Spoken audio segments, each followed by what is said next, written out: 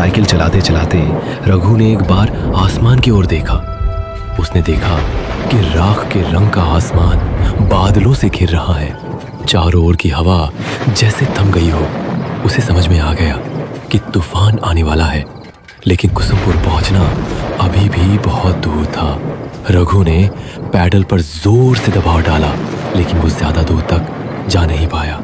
अचानक जोर का तूफान आ गया, साथ ही लगातार तेज बिजली कड़कने लगी और थोड़ी ही देर में मूसलाधार बारिश शुरू हो गई। सामने का रास्ता बारिश की परत में छिप गया। रघु ने कोई और उपाय ना देखकर एक घने पेड़ के नीचे शरण ली, लेकिन फिर भी वह बारिश की मार से बच नहीं सका। हे भगवान, इस तूफान को रोको, मेरी रक्षा करो। शायद भगवान ने उसकी प्रार्थना सुन ली। थोड़ी ही देर में तूफान और बारिश थम गई, लेकिन सड़क की जो हालत थी उसमें अब साइकिल चलाकर आगे बढ़ना संभव नहीं था। मजबूरी में रघु साइकिल को घसीटते हुए आगे बढ़ने लगा,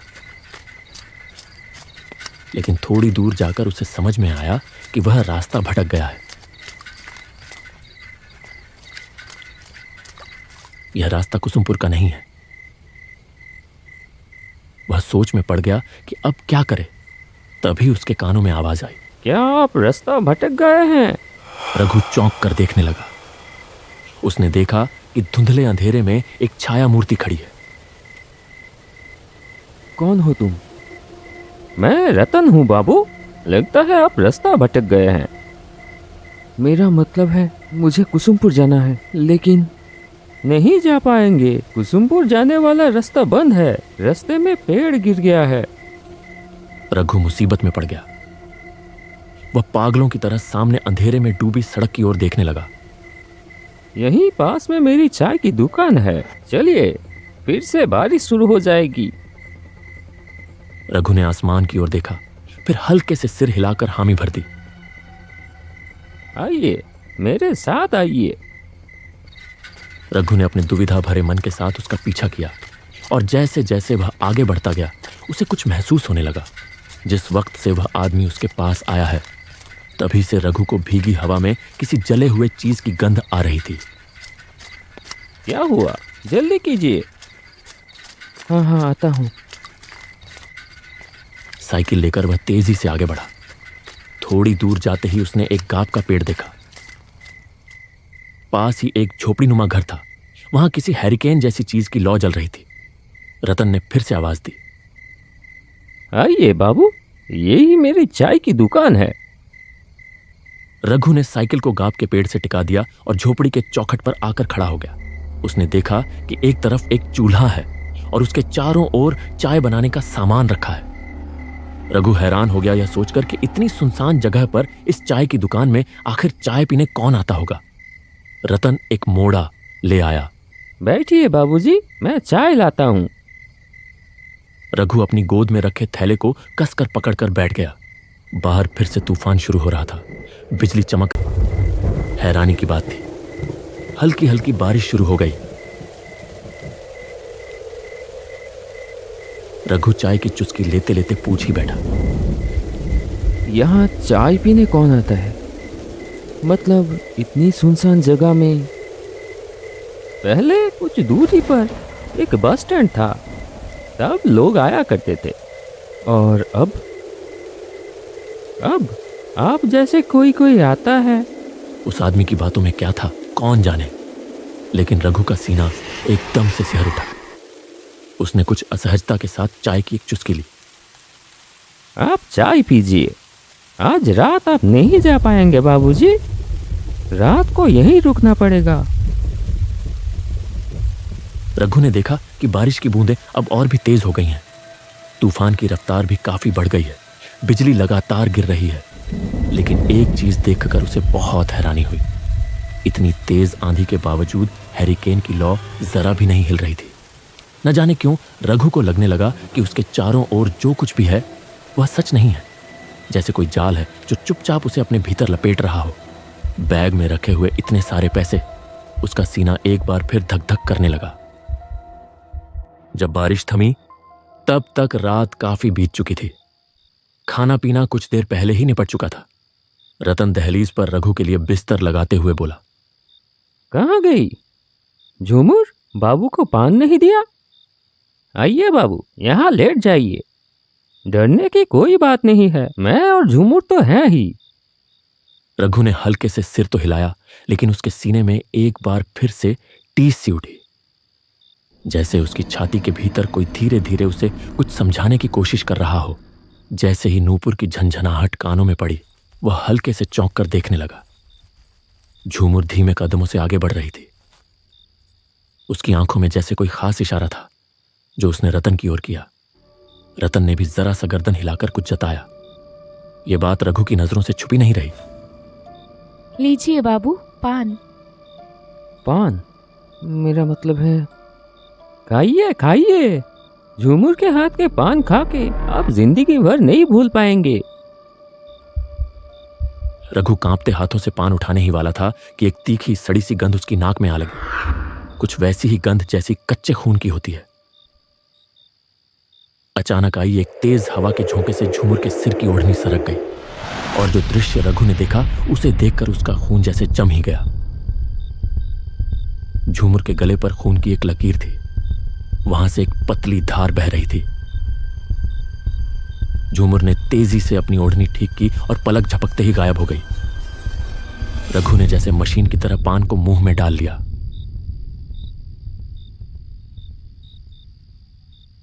रतन हैरिकेन की लौ धीमी कर कमरे के अंदर चला गया। रघु एक अजीब सी घबराहट और बेचैनी लेकर लेट गया। रात गहरी और शांत थी।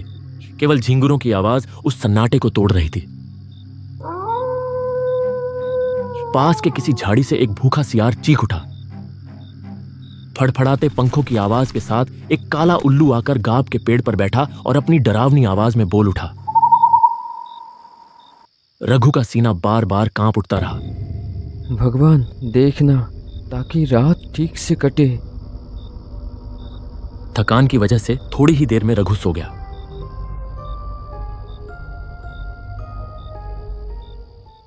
अचानक एक डरावनी चीख चारों ओर गूंज उठी।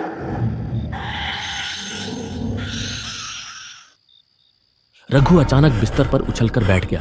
उसने पागलों की तरह इधर उधर देखा। तभी उसके कानों में एक कराहती चरमराती सी आवाज पड़ी। वह आवाज जहां से आ रही थी, रघु ने उधर नजर घुमाई और जैसे ही देखा उसका शरीर डर से सिहर उठा। सिर्फ एक हाथ की दूरी पर कोई एक व्यक्ति गले में रस्सी डाले झूल रहा था।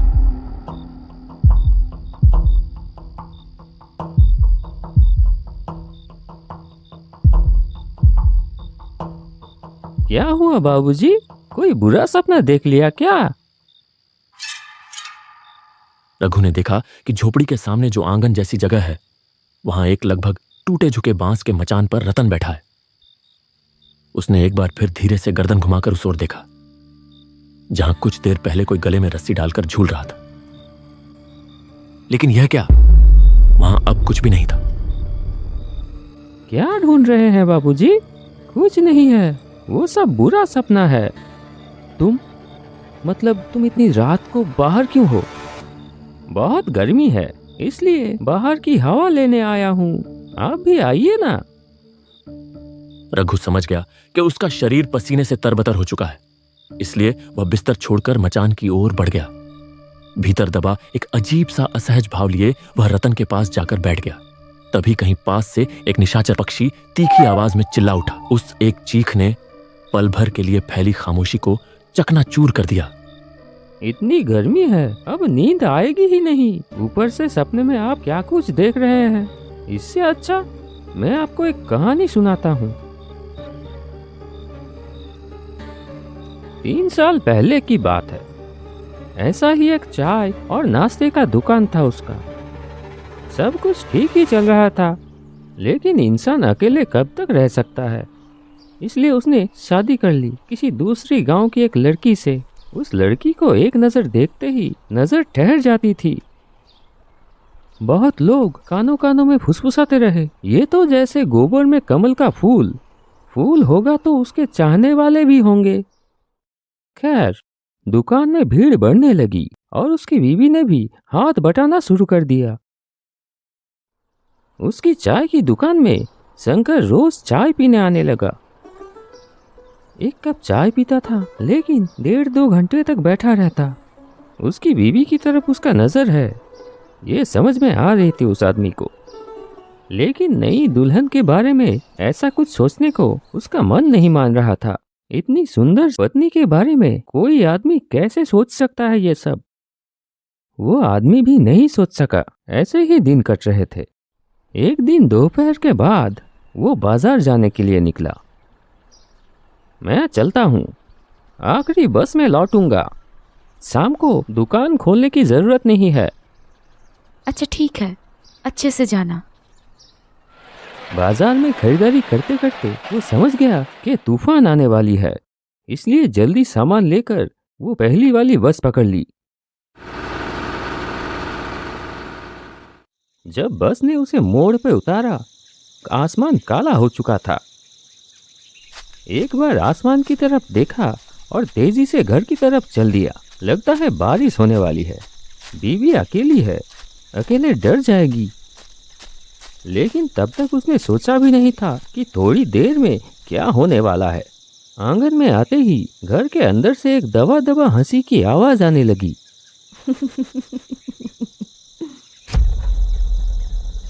एक पल के लिए वो ठिठक गया।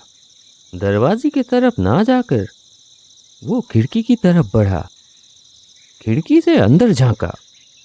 घर की मध्यम रोशनी में जो उसने देखा, उससे उसके शरीर में जैसे बिजली दौड़ गई। बिस्तर पर शंकर लेटा हुआ था और उसकी बीवी उसके सीने पर आधी लेटी हुई धीरे धीरे हंस रही है। हाथ से बैग गिर गया। बीवी के लिए लाया हुआ चूड़ियां भी जमीन पे गिर के टूट गई। कौन? शंकर दौड़ते हुए बाहर आ गया। उस आदमी को देखते ही वो हक्का बक्का रह गया। आप तो बोले थे आखिरी बास में।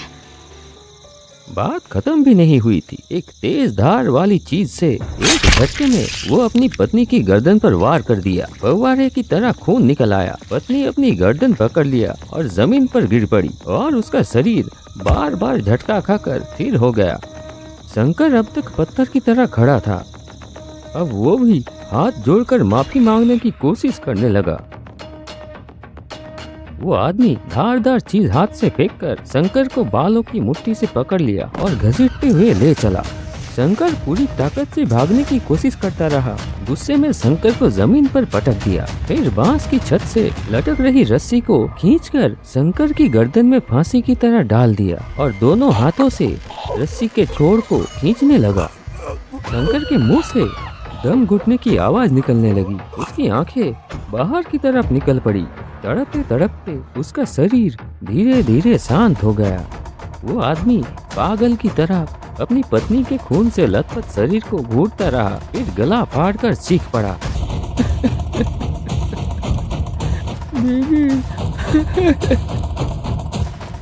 ऐसा क्यों किया तुमने? क्यों किया? आदमी थोड़ी देर बाद उठा, घर के अंदर गया, जलती हुई लालटेन लाकर फेंक दिया बीवी के शरीर के ऊपर। उसने दांत भींच ली। आंखों से आंसू फूट पड़े।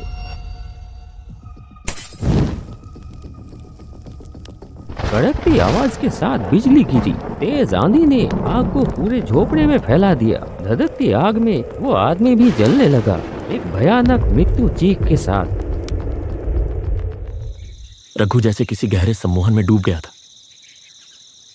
जाइए बाबू, तैयार हो जाइए, थोड़ी देर में सुबह हो जाएगी और हमें भी तो जाना होगा। रघु ने अब और बात नहीं बढ़ाई। रात जैसे तैसे कट ही गई थी। वह जल्दी जल्दी तैयार हो गया। फिर दरवाजे में हल्के से दस्तक दी। मैं चलता हूँ, सुन रहे हैं? तो फिर मैं चलता हूँ। नहीं, कोई उत्तर नहीं आया। एक पल के लिए रघु रुका और सोचा। फिर गाब के पेड़ से टिकाकर रखी हुई अपनी साइकिल उठाई और बाहर निकल गया। न जाने कहाँ गए। लौटते वक्त एक बार मिलकर जाऊंगा। लेकिन कुछ दूर जाते ही रघु को याद आया कि वह लापरवाही में पैसों का बैग वहीं भूल आया है। वह तुरंत साइकिल घुमाकर वापस उसी जगह लौट आया। लेकिन यह क्या हालत, वो झोपड़ी कहां गई? वहां तो अब सिर्फ एक अधजली झोपड़ी का ढांचा पड़ा हुआ था। तो क्या रतन ने जो कहानी कल सुनाई थी वो? आप शायद ये ढूंढ रहे हैं। रघु तेजी से पलटा, देखा उसका पैसों वाला बैग। कौन हो तुम? मैं झूठ। तेज हवा के झोंके से ओढ़नी हट गई। वही सड़ी सी तीखी गंध फिर से उसकी नाक में आ लगी। रघु की आंखों के सामने प्रकट हुआ एक औरत का भयावह खून से सना चेहरा। रघु होश खो बैठा और साइकिल समेत वहीं सड़क पर गिर पड़ा।